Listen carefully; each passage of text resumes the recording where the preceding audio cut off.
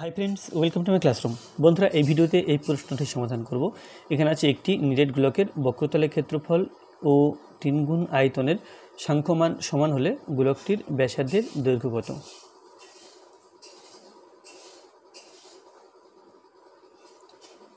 তো এখানে বক্রতলের ক্ষেত্রফল এবং 3 গুণ আয়তনের সাংখ্যমান সমান বলা আছে। বক্রতলের ক্ষেত্রফল 4πr², আর আয়তনের সূত্র 4/3πr³। এখন এদের সাংখ্যমান সমান মানে এই 4πr² সমান 3 × 4/3πr³, অর্থাৎ এটা সমান বলা আছে ব্যাসার্ধ বের করতে হবে। তাহলে এখানে প্রথমে ব্যাসার্ধ ধরে নেব, যে মনে করি গোলকটির ব্যাসার্ধ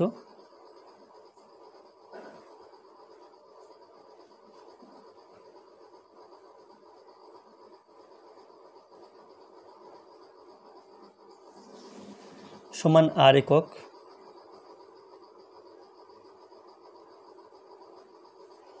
অতএব বক্রতলের ক্ষেত্রফল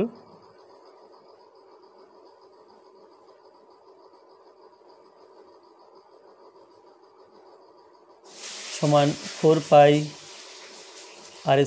এটা হবে বর্গ একক।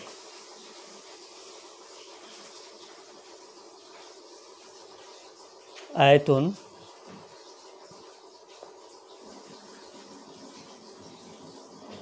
সমান 4/3πr³ ঘন একক।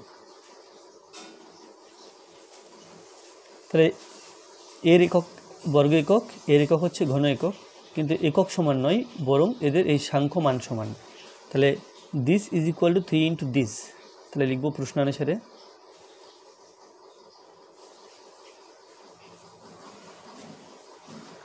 4πr² is equal to 3 × 4/3πr³।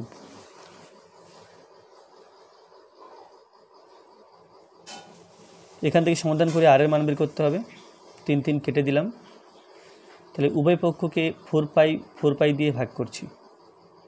তাহলে 4π দিয়ে ভাগ করলে 4πr²/4π, এদিকে 4πr³/4π। 4 4 π কেটে দিলাম, 4 4 π কেটে দিলাম। তাহলে পাচ্ছি r² সমান r³ বা r³ is equal to r²।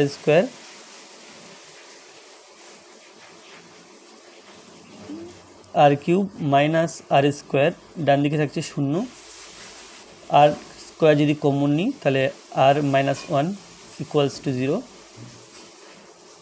তাহলে r-1 সমান 0/, এটা r², আর এটা আমরা তখনই লিখতে পারি যখন r is not equal to 0 হয়, কারণ r 0 নয়, আর যেহেতু গোলকের ব্যাসার্ধ সেটা 0 হতে পারে না। তাহলে এখান থেকে বলতে পারি যে r-1 ইকুয়ালস টু 0 বা r ইজ ইকুয়াল টু 1। অতএব গোলকটির ব্যাসার্ধ সমান 1 একক। Thank you.